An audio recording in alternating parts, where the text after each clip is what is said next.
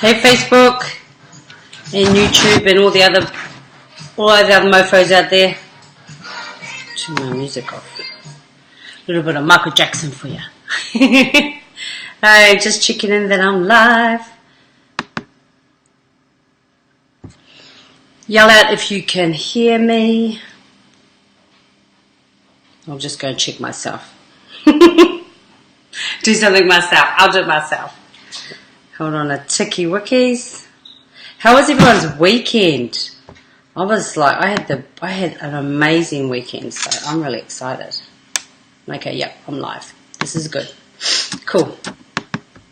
So I'm going to do a quickie because it's a pretty basic topic, but I suppose just what I find basic is not what everyone else finds basic. So is it? I'm asking the question: are you a ageist? I'll break it down to Paddy glossary so you understand what that means. I suppose when you're out there in the dating world and you're attracting or not attracting a potential lover or partner or a fuck buddy, what's the age limit that you sort of have, and so what's your no-go zone? And the reason I'm sharing this is because I've experienced it a little bit, and then I realised what my own limiting beliefs were. So hey, I'll share because sharing is caring, and also brings up it's a good subject or it's a good topic for you to look at to see where you can improve or where you need to look at personally yourself. And I'm all about sharing the stuff that I've journeyed through and things that I've experienced, because stuff that I experienced then someone out there will resonate as well. And I'm all about sharing the love. So me personally, I've had two significant long-term partners, and one was 7 years and the other one was 14. I started quite young. And then the marriage I had, I just decided to be single for a few years because I needed to just be on my own. And that's what I shared with last week. So, and they were both older than me. And so it was just happened naturally. I didn't even look at the age. They just were older than me, and age didn't even come into it. But age comes into it now for me because I personally attract younger guys and some older ones. But I'm going to talk about the ones that I attract that are quite significantly younger than myself, and what I do that is not cool. So, and what I can share with you, and then also my takeaways from that as well. So, because I get out and about, obviously, and I'm not on online dating, it's not my cup of tea. But I just meet lots of people while I'm out and about. And, and I noticed there was a pattern over the last few years of, significantly younger, like I'm talking 10, 15 years than myself. And so, and then what I noticed is I just thought they were joking. I know, everything's a joke to me. Not everything, but in this particular case. And I just thought, they're just being young men that are just like flirty. And then I realised, no, they're actually interested in me. But by the time I realised that, because I'm a bit slow, I'm a genius with working with other people, but when it comes to your own blind spots, not so much. So when I realised what I was doing, I was like, shit, you shouldn't do that, Paddy. So I'm going to share that with you. And yes, I do talk of myself in a third person because I'm sharing my journey with you. And obviously I have to talk about what's going on. And so what I did is emasculate these guys. Who's that? My son.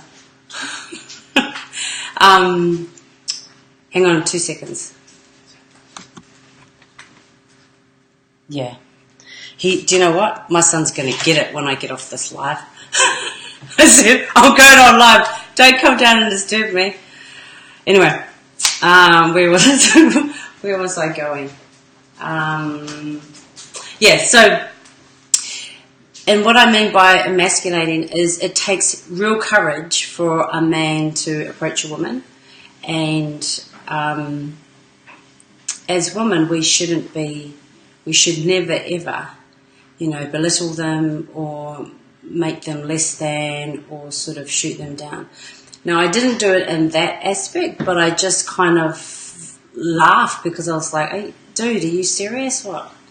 And I would use it as a joke. I'd be it as a joke, so I'd let them down gently. But it's still, in some roundabout way, it is emasculating these poor guys that have approached me, or just flippantly dissing them or dismissing their approach or their way of trying to reach out to get to know me. And I thought, oh my God, that is terrible. But the reason, me personally, why I was doing it is because I have young men, I guess, boys, sons, that are, my oldest is 19, nearly 20, and I just thought it was a bit, that a younger guy would approach me. I remember I was at an engagement just recently, and this young, he was 22, and I just laughed so hard. I was like, what are you, 20? He was 22. I was like, oh my God. But then that was my big epiphany, was that night, because I just stopped myself, because I had self-awareness about my behaviour. So I stopped and I just got to know him.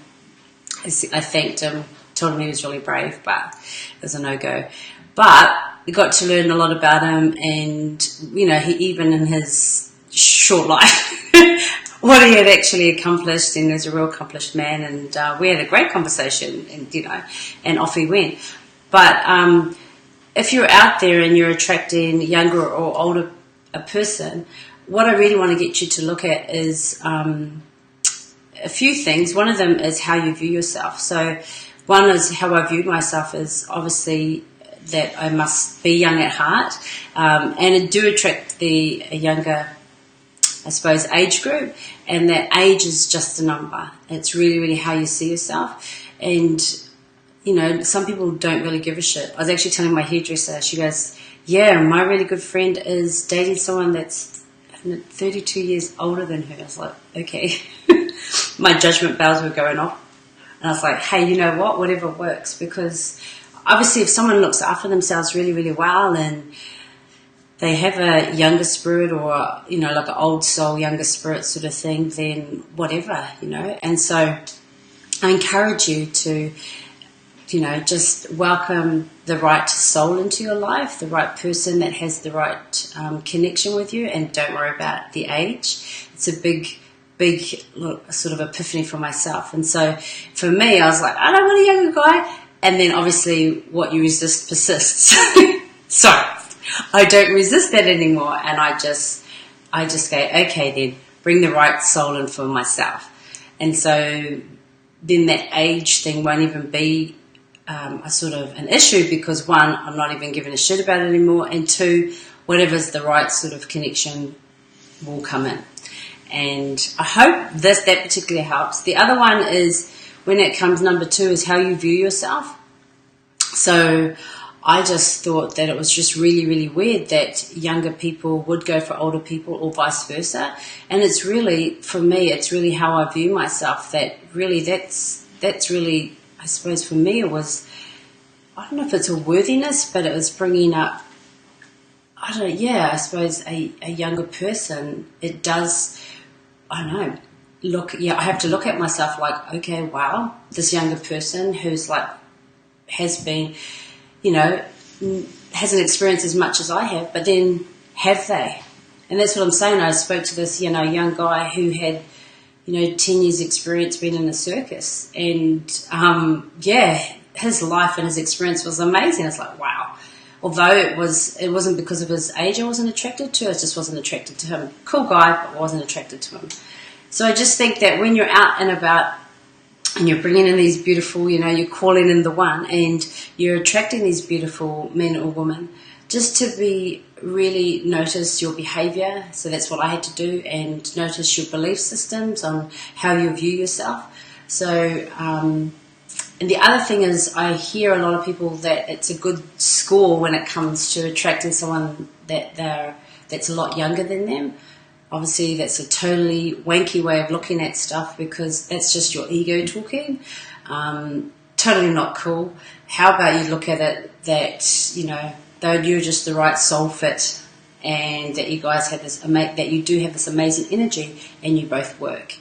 And when it comes to attracting that one, I always say is what we should be looking at is our negotiables and our non-negotiables. You know, like mine is obviously not age anymore because that's what we're talking about, but one of my non-negotiables is if a person smokes, it's a no-go.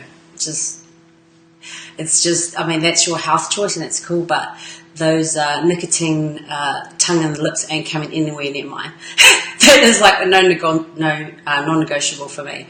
And yeah, I suppose even if I've given up, I don't know, sometimes you can go back. I've never smoked. I think I did, actually, no, I lie. I think it was a couple of times when I was like so wasted back in my 20s because I look cool. Hashtag not really. So yeah, non-negotiable for me is if you smoke, like, nah, won't even consider you. But I digress. Back to the age is just, I think it's when you come to your self-awareness of how you see yourself is a big thing for me. And, you know, it takes courage and bravery for that person to even approach you. So I've had lots of conversations with girlfriends that have a younger partner, and when it first happened, they were just running from it. I remember one lady told me, she said, yeah, when I met this guy, she was like, oh, sweetie, I could be your mother. You know, and it's really quite degrading when we speak to these men like that. I mean, as I said, my partner was older than me, but hey, if he sees this video, all good, because he knows how we roll. We're a very open conversation, but geez, he's like a teenager. Sometimes I feel like I have 5 boys because he isn't quite grown to that capacity yet, you know. And obviously he's on his whole journey, but some people can be like 50 or 60 and still be like that hurt little boy. And then we've got, you know, these 25, 30-year-olds, 35-year-olds that have done the inner work and that they're out there improving themselves, trying to find where they fit in the world, understand themselves more, and they're like an old soul. They totally know what they want. And that's when age doesn't come into it. It really is about the attraction that you have with that person and just who they are as a soul, and how that, you know, how that sort of really connects with yours and what you want. Obviously, you've got to be really, really clear on what you want, because if you're not, then that's when things can get really shitty and can fall, you know, to the wayside. So I hope those 3 points help that, you know, be really self-aware of your thinking and how you view yourself. Not to be ageist, which means it takes a lot of courage for these men or women to approach you and that beautiful person that you are. And don't have ego when it comes to age. Yeah, cool, if you're attracted to someone younger or vice versa, it doesn't really matter, you know. Do you skite? I think that's an old New Zealand saying. Or do you show off, you know, boosting your ego because you're attracted to someone young? It's not about that.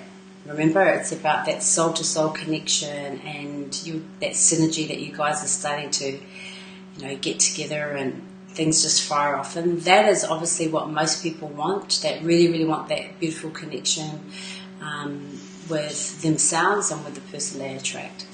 So if any of this resonates because you're thinking, well, I kind of want that, but I'm kind of stuck and I don't know what it is, yeah, reach out to me. I will drop a link about having a, you know, free chat to see if we can work together. I do have a 12 session, it's over 3 months, that we work one-on-one to really get through those limiting beliefs.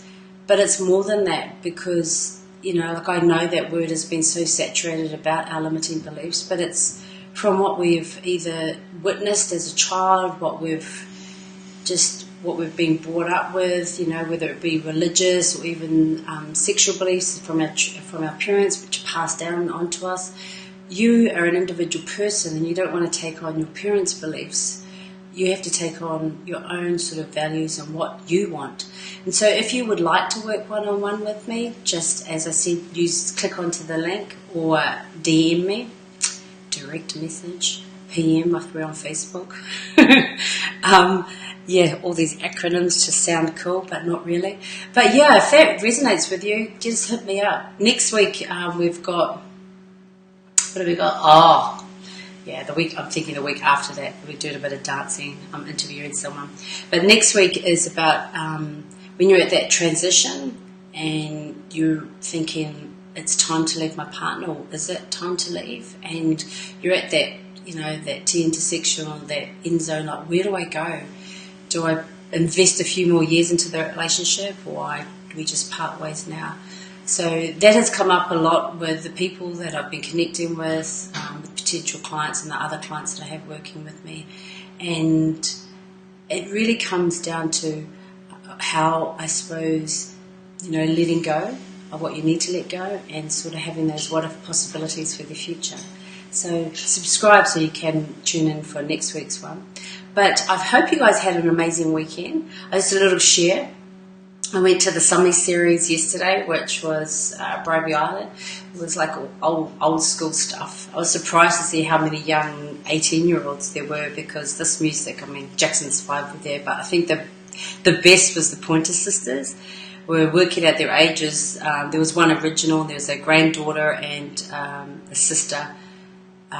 So there was original, there was the daughter of one of the other originals who has passed, and then there was a granddaughter.